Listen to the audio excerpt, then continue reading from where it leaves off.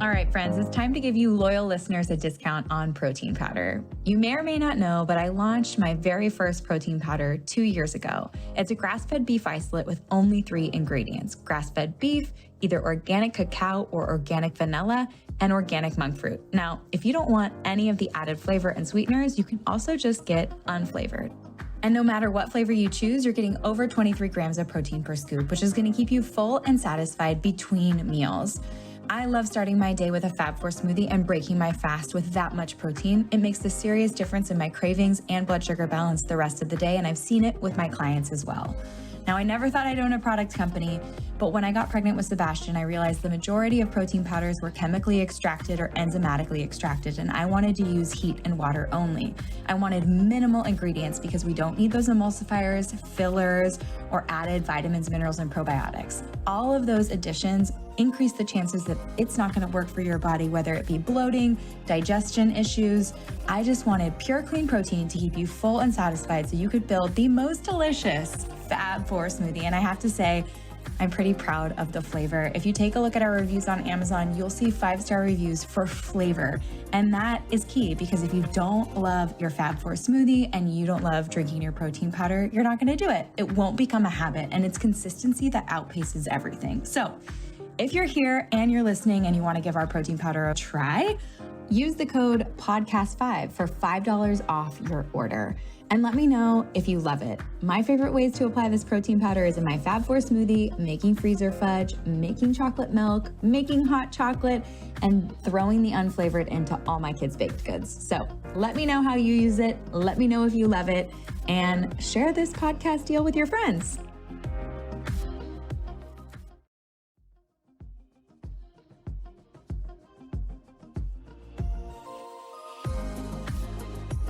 Dr. Becky Campbell is a board-certified doctor of natural medicine who was initially introduced to functional medicine as a patient.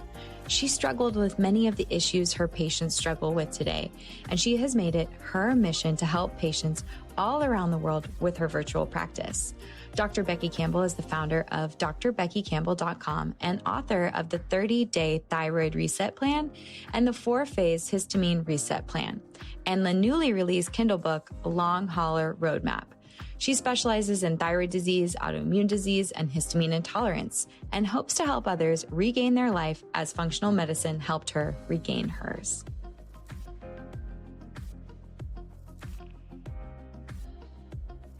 Becky, thank you so much for joining me. I'm so excited about today's topic. I think it's so important. And before the podcast, we were just talking about how people in the wellness space feel this pressure to never be well. Yeah. To never be sick. Never be sick. To never have issues and to always be well. Like because we're sharing health information, that we must be the example and we must do something, live this perfect life that keeps us from being vulnerable to illness or pain or suffering or inflammation or whatever it may be. And that's just not the case.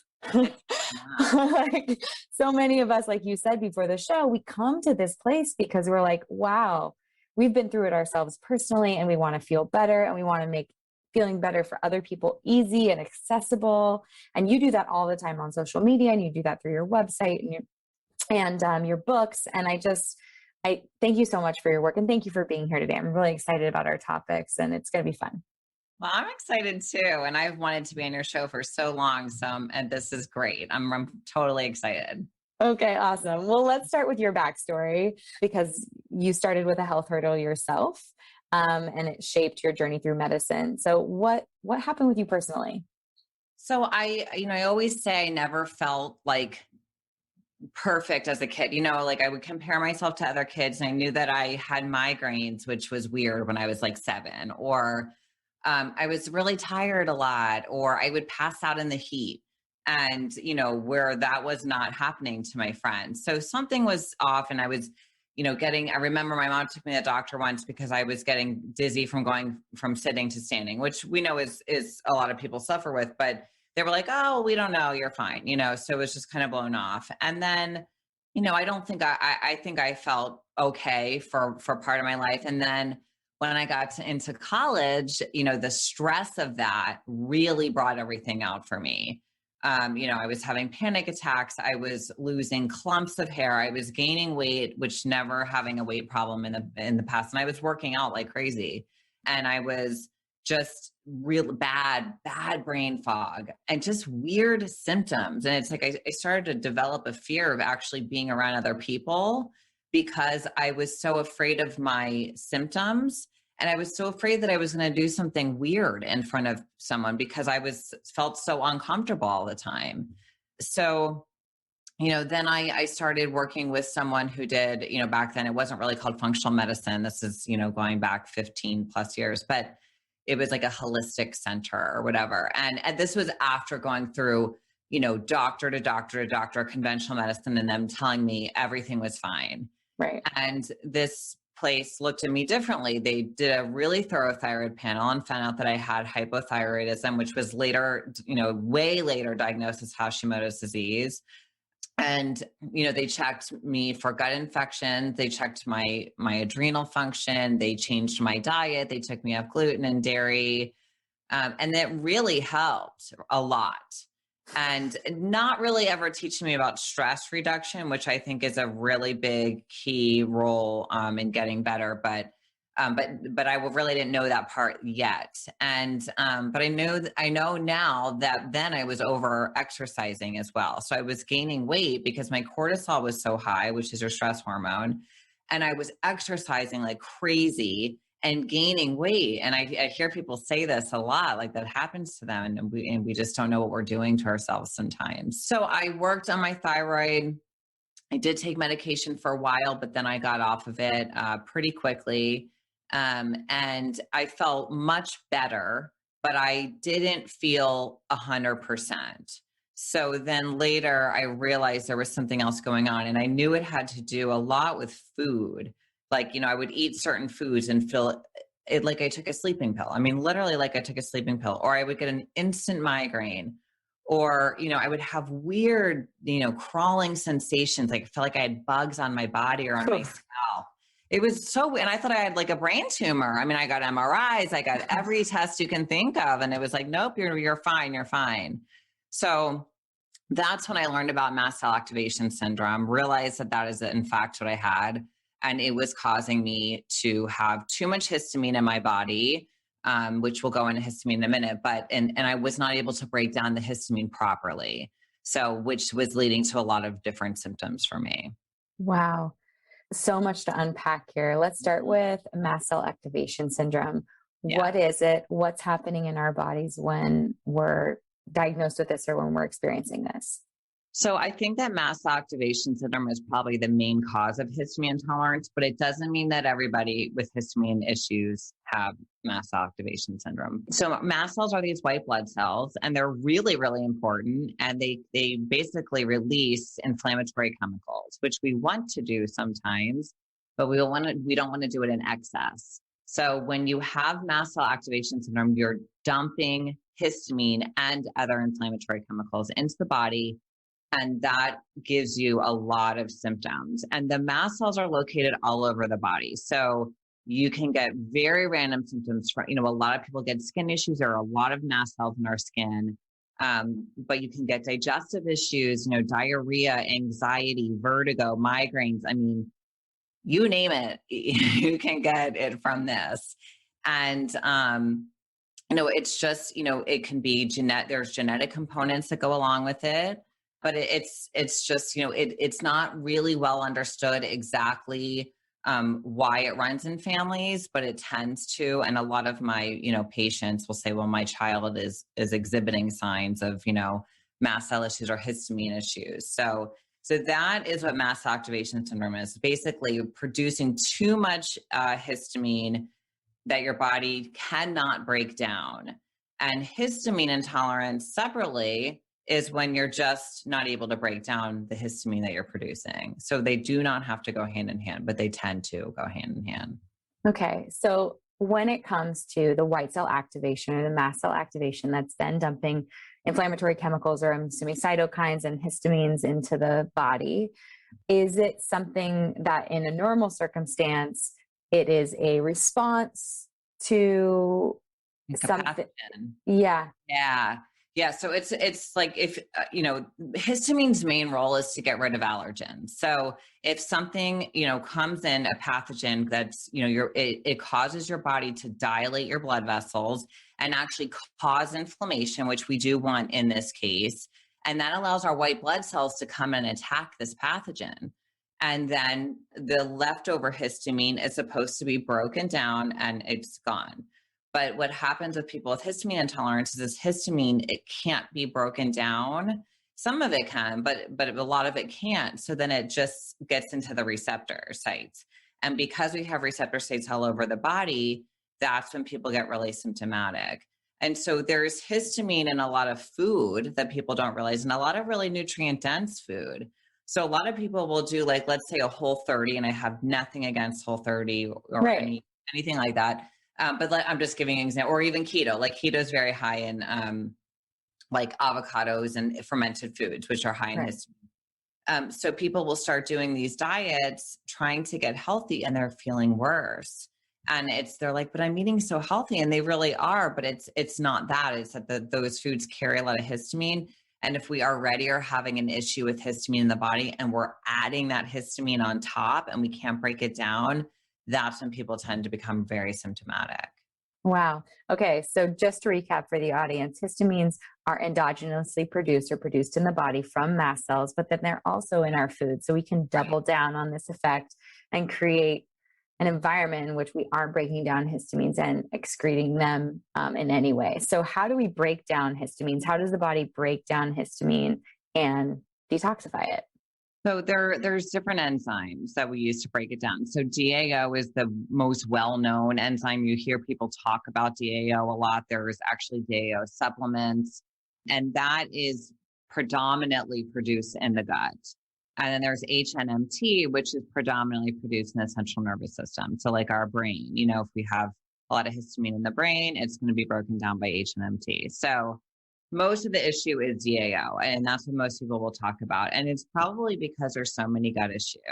So many people have overgrowth of bad bacteria, overgrowth of yeast, overgrowth of parasites. And actually, some of these bacteria produce histamine. So not only are you breaking down that enzyme so that you don't have enough of it, let's say you have a gut issue, but then you're producing more histamine in the gut because of that bad bacteria. So it's like a double whammy. Triple whammy now. Yeah. Mast Really. cells, gut dysfunction, and introducing all the avocado and salmon and spinach, Yeah. all that stuff. Yeah. Okay. So if someone is tuning in and they're like, I did Whole30 and I felt horrible and I eat all the avocado all the time, just like Kelly, how do I start to unpack whether I have a histamine intolerance and or whether I have mast cell activation? And what are like obviously you listed off a laundry list of things that could be causes or symptoms of these issues, but where would we start are there any diagnostic tests? Are there any genetic tests that people should be looking into? So the one thing I love about this is you can do it for free. Yes. You can literally test yourself at home. The best way to find out if you have histamine intolerance is to eat high histamine foods. So go ahead and eat strawberries, fermented foods, drink some alcohol, aged meats, aged cheeses, avocado, not for everybody. It's not all going to affect you the same. Some people are fine with avocado, but just, those are the main things. And if you get more symptoms, or if your current symptoms get worse, then you take those foods out and you see if your symptoms start to get better. If that happens, most of the time it's a histamine intolerance. Now, that doesn't tell you if you have Mast Cell Activation Syndrome or not. There are, blood and urine tests that you can do for Mast Cell Activation Syndrome, but they're very difficult because they're so delicate. Like they have to be mailed to this lab and that lab and frozen. And it's a very detailed process that I used to do in my office. And it was very rough. And there's also a lot of false negatives. Like I myself have tested positive and negative multiple times for Mast Cell Activation Syndrome. So I think that For me, and this is not for everyone, but this is what I see because I've worked with now probably thousands of people with this and have it myself. I think if you notice you kind of always had some issues, it's probably more mast cell activation syndrome. And if it's something that's really new, it's probably more just histamine intolerance. So, it really just depends. And some people can have mast cell activation syndrome and not know it their whole life, and then they do find out later. So it really doesn't matter, to be honest. It's the way you handle it is the same. So the only difference I can say is that with mast cell activation syndrome, you're triggered more easily. So there are more triggers. There's like 50 known triggers for mast cell activation syndrome. Like for me, if I get too hot, my mast cells dump histamine. And it doesn't matter what I'm doing right or wrong, with diet and all that stuff. But if I am in a very hot, like an example is the other day, I never run in the middle of the day. I live in Florida. I run either very early or very late. I ran at 3:00, but it was overcast at the time. Yeah. Then I was stuck on top of a bridge and the sun started blazing. And then by the time I got to the bottom of the bridge and, I ran maybe 3 miles, I passed out.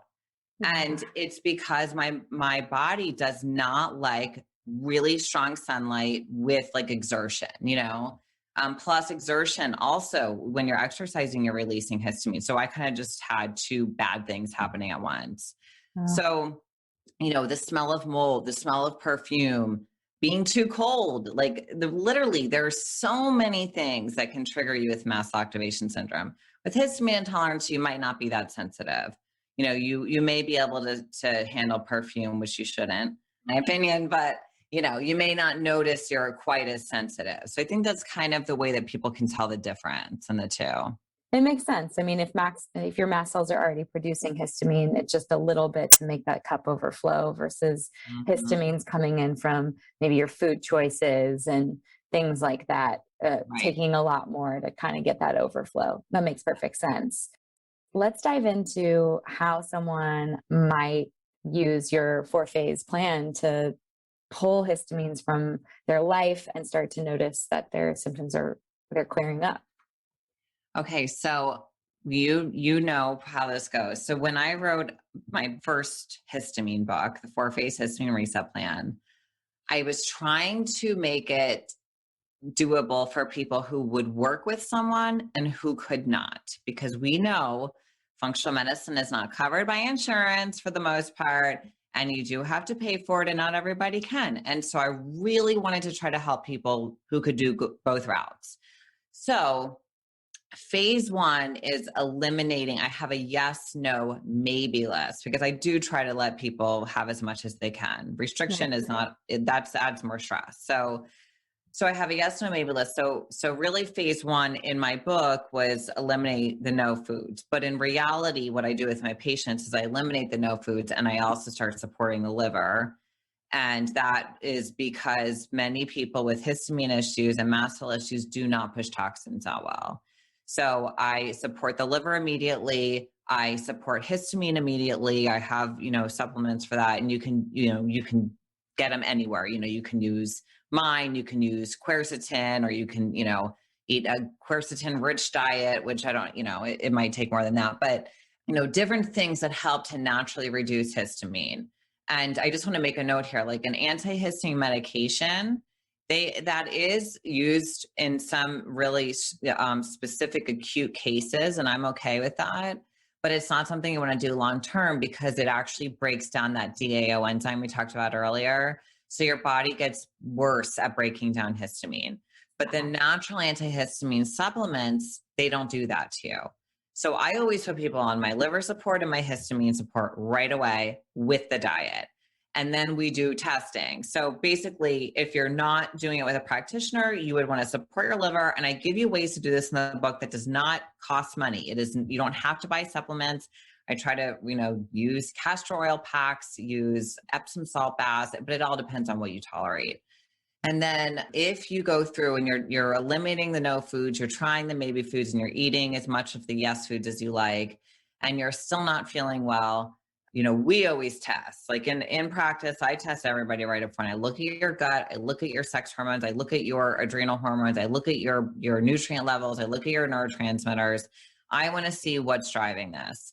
But again, if you cannot do that, that's when you would then eliminate the maybe foods. So then if you eliminate the maybe foods, and I give you a link to a detailed daily journal so that you can be writing down, like, what are you eating? What are you feeling? And that way you can try to make the correlation, like this food seems to every single time give me this issue.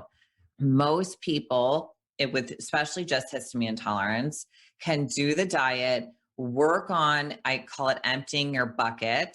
And the bucket is this. So imagine you have a bucket and you throw in nutrient deficiencies, gut infections, stress, high cortisol or low cortisol, estrogen dominance, which is a very big driver in histamine issues.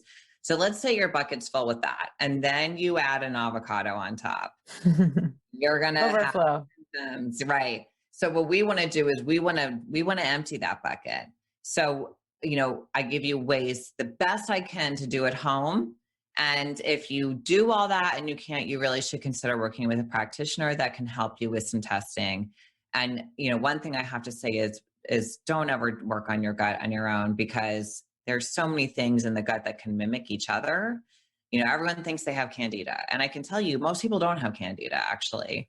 So don't just do like a candida protocol, if you think they have an issue. So anyway, working on what's driving it the best that you can, whether it's by yourself or with a practitioner. And then, and really stress reduction. I mean, my God, stress is like the number one driver, in my opinion. So, do some meditation. I love meditation courses because everyone thinks they know how to meditate and most people don't. And there's a lot of I love Emily Fletcher. I did her Ziva online course. She's great. There's a really good program, Dr. Gupta. He's got an amazing course for people with Mast Cell Activation Syndrome and Histamine Intolerance and chemical sensitivities and everything. There's a lot you can do to retrain your brain, because our brain gets conditioned to react, to certain things. So I always try to get people to do stuff like that. So, my goal is not to have you taking, 30 supplements your whole life. It's really to get you to eat foods that are healthy for you, stay away from foods that aren't, and, reduce your stress and take a minimal of supplements. So I think that everybody can get there. Some people get there slower because some people are really, really bad, and some people are really minor. But that's kind of how we go through these different phases, and then once you're through the third phase and you're feeling good, and I emphasize once you're feeling good, that is when you want to start introducing foods, but make it a point that it's foods that are going to make your body happy. Like, it's not like I'm like, okay, Krispy Kreme time. I mean, that's just not a good idea regardless. It's just not. It's not going to add value to your health in any way. So I'm talking about that avocado. I'm talking about those fermented foods and stuff like that do have a lot of nutritional value, and maybe you can reintroduce them and maybe you can't. So you try, and then you kind of get to a point where, you see, like, these foods I'll never be able to eat. These foods I can eat in moderation, and these foods my body loves them. And then that's kind of just what you stick to. And also I tell people too, it has a lot to do with stress. So let's say your bucket is empty, you don't have any gut infections, your cortisol's in check, your hormones are in check, but you're really stressed out. That's probably not the time you're going to want to eat guacamole 3 times that week, Yeah. But if you're on vacation, you're probably going to handle, and that's why people are like, why can I eat guacamole on vacation? Or why can I drink alcohol on vacation? I feel fine. I'm like, because you're not stressed. Yeah. It's the perfect storm when you're in a stressful place and stressing your body out with histamines. Can you give me an example? A lot of times people say, like, oh, I want to cut out lectins, or I want to cut out phytates, or I want to cut out histamine, rich foods. Yeah. Are there big offenders that on your no list where you're like, look, like, these are kind of the big the big 5 or the big 10 that you should pull and see how you feel. If you're just kind of curious that this might be you, and if you notice a significant difference, then go like, wow, I should really get my hands on that no, maybe, yes list. What are the big ones?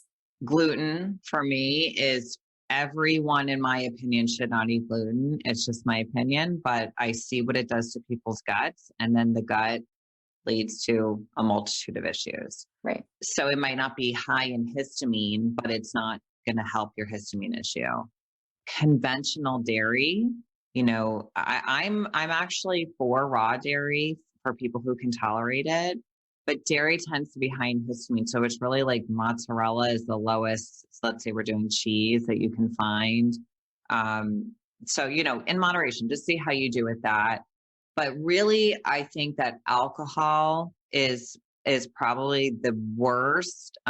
Red wine and like beer and champagne, those are the worst. And people will say, when I drink red wine, my nose runs, or when I drink red wine, I flush. And I'm like, because your body's building up histamine. And then that's why they get a headache or they have a hangover and all that stuff. So I think alcohol, I think fermented foods, unfortunately, they have a lot of really great benefit, but when you have issues with histamine, they just have so much histamine producing bacteria, and it's just, you're not going to tolerate them well. And I eat fermented foods, but I can't eat them in an excess, and it's unfortunate because I love fermented foods, but I know my limit. You have to know your limit. So that, I think, probably like aged foods.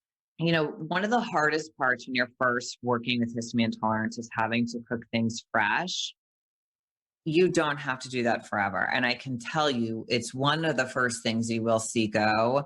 People are always like, what do I do with my leftovers? I say, just freeze them. I use silicone bags, I freeze things, and then the next day you throw them right in the pan. They'll heat up really quick because they're already pre-cooked. But freezing actually does stop the release of histamine, but nothing else does. So heating doesn't stop it, refrigerating doesn't stop it, but freezing actually does. So that, and washing your meats, which a lot of people don't know to do. There's a lot of histamine producing bacteria in meat. So just rinse it off and dry it before you cook it. Those are probably the biggest. Some people do really bad with citrus. Some people don't. Some people can't do lemons, but they can do limes. So those are on my maybe list because I do want people to try that. And then, processed sugar, just because it's got 20 reasons why you shouldn't have it. Yeah. I mean, you can tell people not to have gluten and processed flours and a bunch of sugars, because I just know how much that wrecks even glucose control and their ability to eat healthy and feel great and energized and all of that anyways. So I love this.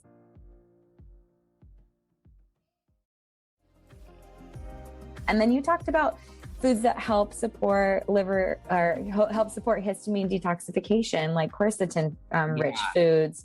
Are there examples of, because I love getting people excited about what they can do, which you do too, because the way that you share, like I said before we started, is so fun.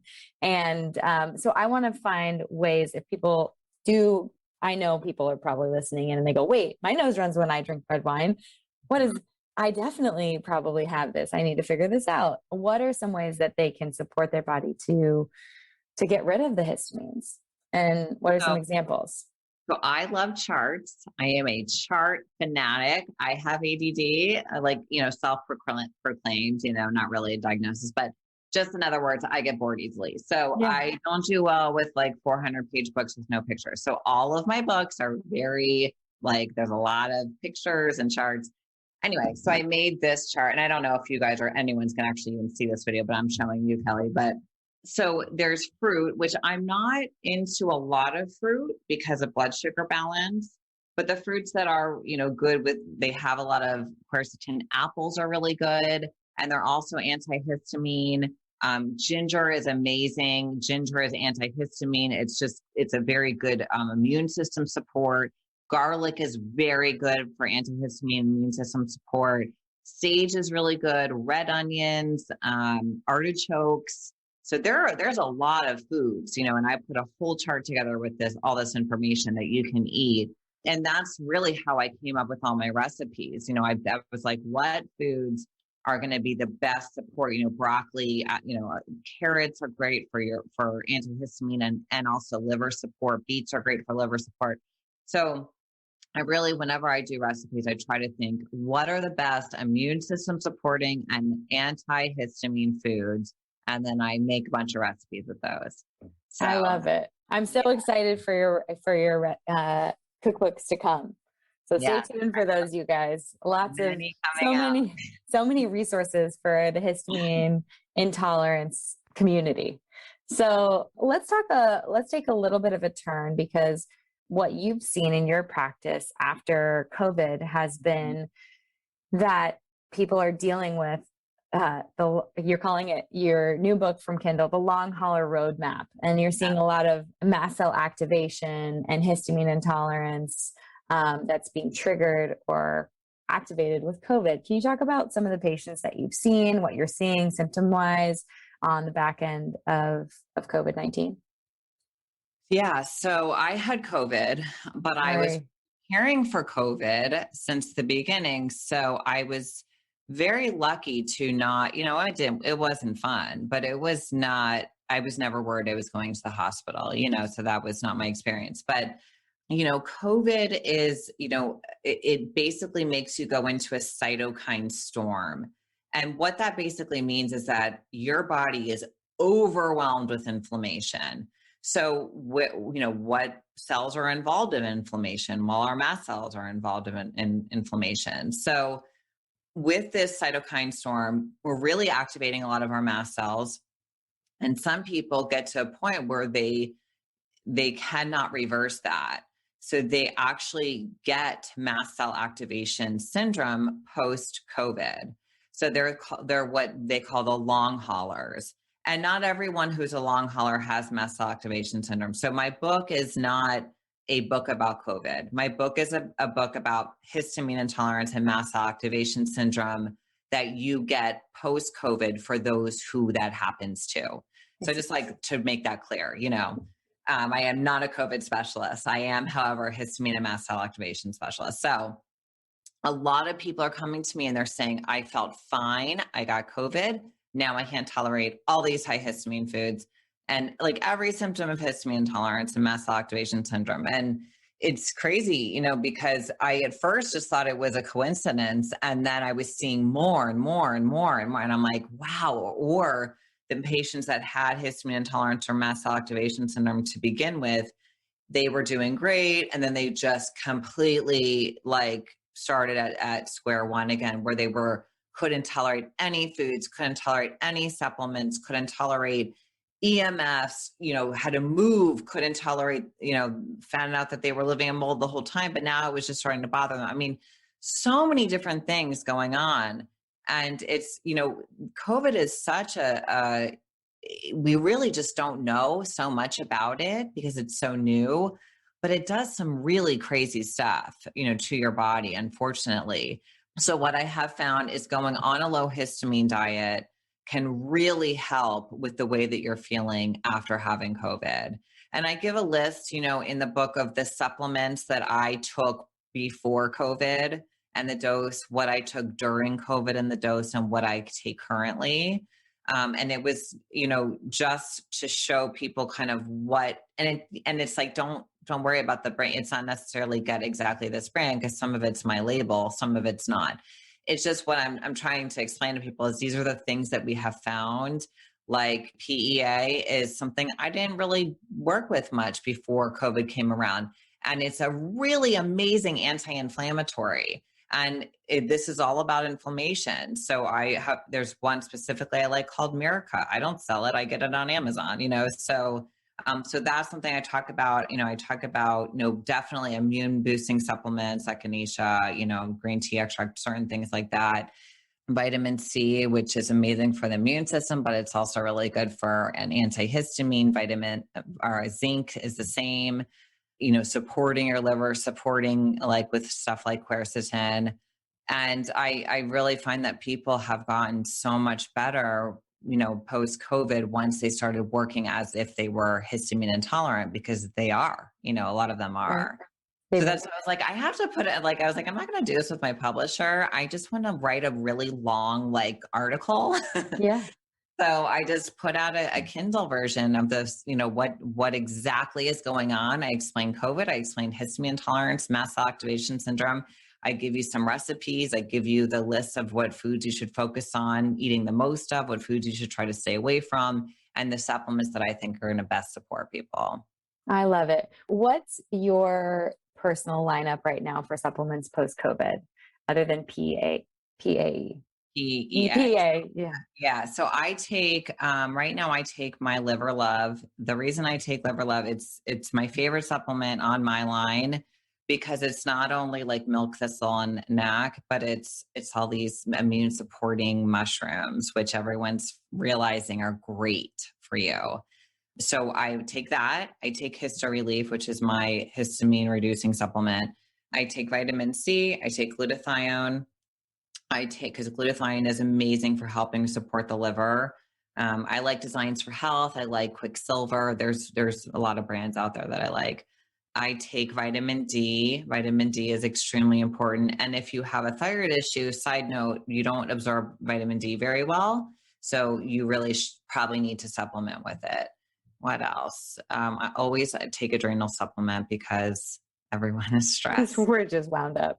We're always stressed. What else do I take? I take my multi, and I think that's it. I have it in, I have a little thing. You have it in. I take it, but I really don't take a lot. Like I'm not a big supplement person. I don't like to take supplements and I don't like to put people on supplements for a long time. But I do think that there are things that we just don't have enough of. And that, there's so many environmental factors that make us not produce like enough glutathione and stuff. So sometimes you just have to take it. Right. And sometimes I take more supplements than others. It just depends on what's going on in my life. Definitely. So I love I it. list all in that book, and I'm kind of drawing a blank, because I can't really remember everything, but I list the dose and I list everything in the book. Well, you've always taken a functional approach to everything since realizing that you had mast cell activation yourself. Now, when you look at patients that may have thyroid issues, how do you take a functional approach to that? Because you mentioned getting off medication. And I know that there's a large percentage of women who deal with hypothyroidism who are medicated for that. And I'm curious what your approach is when it comes to seeing low thyroid or a thyroid issue on a blood test. So I look at most people the same, to be honest with you, because functional medicine is functional medicine. So what that means is we look at the gut, we look at hormones, we look at viruses, we look at environmental toxins, we look at stress. So I literally do that with everybody. You could all come to me with the same thing, and I'm going to take a similar approach. I'm not going to put you all on the same food plan. I'm not going to give you all the same supplements, but I am going to dig the same way. I'm going to do a really thorough blood panel. Some people I may do viral checks at that time. Some people I may not. Some people I may do heavy metals. Some people I may not.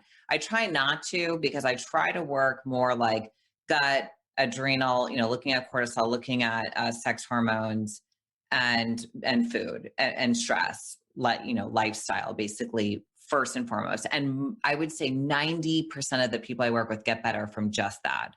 So I try to avoid testing because it can be expensive. So we don't have to go into all this other testing. But if there is someone who we've done all that with, and then they're still having an issue, then that's when I would start looking at other drivers.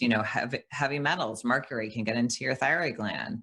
It can get into your brain. It can get into all the different parts of your body and cause a lot of issue. I've seen people who've been diagnosed with Parkinson's because of, heavy metals, or the amalgam fillings that they used to put in. I had them. People didn't realize how dangerous that was. So that can get into the thyroid. So I look at all that stuff. But I think that, most people have autoimmune thyroid disease, and our immune system lies in our gut, most of it. So I'm all about the gut. I want to make sure, that's typically what I do first. I make sure that the gut is really as healthy as possible and supported, and definitely diet and stress. I love it. What are some personal habits that you have in your daily life and lifestyle, things that you do to support your health, stress reduction, and kind of like your non-negotiables in the day? So, learning to say no, I think, is a giant thing. I think we're like, I don't, I actually think that there's two things that go on. For some people, they're people pleasers. Some people are actually not people pleasers. They just don't like to hear other people's backlash. So they just say yes to everything. It doesn't mean that they even do it. They just say yes to everything. So I don't do that. I'm very upfront. I'm a very straight up, person. If I don't want to do something, I will tell you nicely, Yeah. That's been really helpful because overcommitment, overcommitting to things is very stressful. So I've learned that getting people out of your life that are toxic, I've literally had people in my life that I literally was sick because of having that person in my life. So not doing that anymore. Exercising, but the right type of exercise, knowing my limits, obviously what I told you about the other day was not practicing what I'm saying here, but normally I don't do that, knowing that my body is going to tell me how much exercise it likes. If I feel exhausted after something and like I can't recover, it's not the right thing for me. If I feel good and energized after, that's what I should be doing. So, following that, I eat really, honestly, I would say I pretty much eat perfect as far as just knowing what my body is going to operate well on, which is typically a paleo diet that is lower on the histamine side, but eating some high histamine foods when I think I'm able to. Um, and then, meditation. I mean, meditation is really key. And like I said, I thought I knew how to meditate, but not until I actually took Emily's course did I really know how to meditate. So, I think those are probably key. And trying to, handle 3 boys that I have, trying to give them grace, like with what they do, or I feel like I have a lot of empathy. So trying to see things from people's perspective, not letting people upset me, maybe understanding it has nothing to do with me, just a lot of stuff like that has helped me to feel okay. I love it. Yeah. A wild, rowdy house of 3 boys. It's like definitely probably my future. Having some grace with yourself and knowing that sometimes it's whatever they're going through is Yeah. the way to do it. I am so excited to link Emily Fletcher's meditation course to the podcast notes, along with all of your books, especially at a long hauler roadmap on Kindle, because that seems super easy for people to get started if they think they have any symptoms that are being caused post-COVID. I think with the last question for today, it would be, I don't always ask everyone this all the time, but I feel like I want to know your answer is, what does body love mean to you? That's a really good question. I think it means that you take care of your body in a way that it's going to operate at its best. So, there's a lot of confusion, I think, with diet and loving your body. And I'm going to say something that I really hope nobody takes wrong. Let's just use obesity, right? So I think that right now the trend is love your body no matter what. And like whether you're 400 pounds, but to me, that is actually harmful to your body. So what I want to see you do is love what you look like. Don't care about that, as far as like what others think, but love your body enough to make it healthy because it is you. I mean, it's going to take you into your whole life. It's going to determine your future. It's going to determine the quality of your future. It's going to determine how you treat others because of what it, how it controls mood. So putting healthy food in your body, it's not about being, it's not about vanity. It's about, preserving your health and really being able to function at your highest level and give to others and give to yourself. So, that's kind of something I struggle with is this misconception. I feel like a lot of people have it when they're just like, you should just love yourself the way you are. Of course you should, but that's not what that means. It doesn't mean eat McDonald's every day, feel like crap and be unproductive because you're so tired, but you're not like putting yourself down. I don't think that that's what that means. Do you? No, and I've said this, I think, on a number of podcasts before, is that I've had clients at every size 2, Yeah. size 22, and the body love and the self-love that I see them exude is very much tied to how they love themselves through action, Yeah. like through ritual, through connection, through the choices they make.